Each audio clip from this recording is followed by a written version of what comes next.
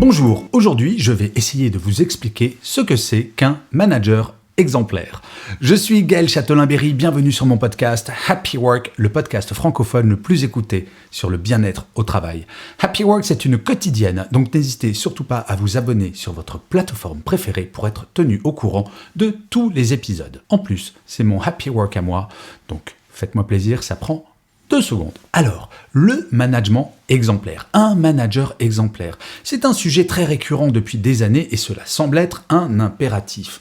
Mais si d'un point de vue éthique cela semble évident, il n'y a pas que cela. Il y a une question également de motivation. C'est vrai quoi, pourquoi est-ce que j'adopterai un comportement que mon manager ne s'applique pas à lui-même ?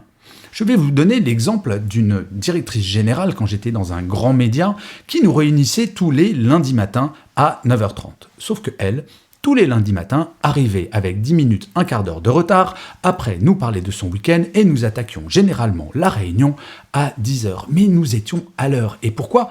Parce que si jamais nous avions le malheur d'arriver en retard à un rendez-vous client ou à une réunion avec elle dans son bureau, nous nous faisions traiter de tous les noms en expliquant qu'être professionnel, c'est à l'heure. Vous comprenez bien que ce décalage entre ce qu'elle faisait et ce qu'elle disait était tellement gigantesque qu'à un moment, c'était sa propre crédibilité qui était remise en cause. Et en fait, ce décalage, nous le connaissons depuis que nous sommes tout petits. Je ne sais pas vous, mais moi, mes parents m'interdisaient de dire des gros mots. Et oui, nous n'aimons pas que nos enfants disent des gros mots.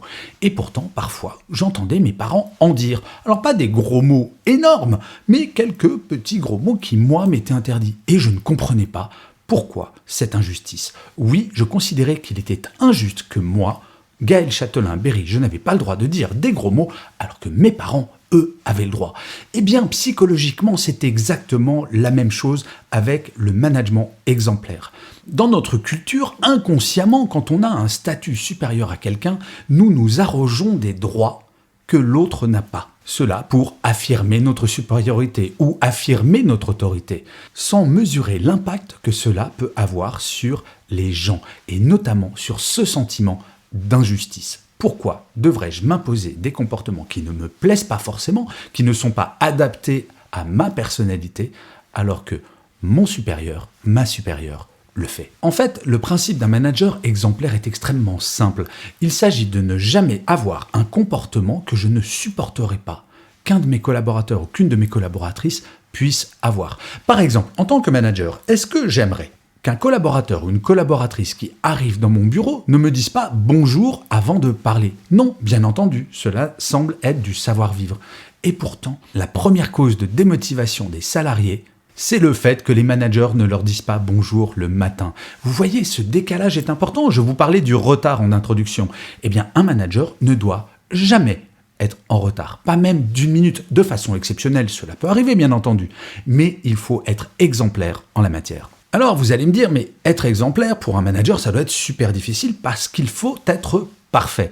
Eh bien non, bonne nouvelle, et c'est ce que j'expliquais dans l'épisode précédent de Happy Work, celui d'hier, où nos défauts sont nos meilleurs atouts.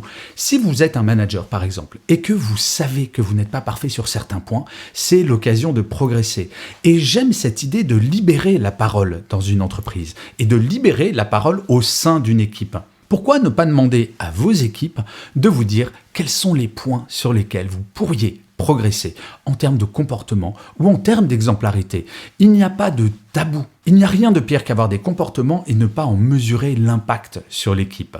Bref, libérer la parole, progresser, tout le monde y a intérêt.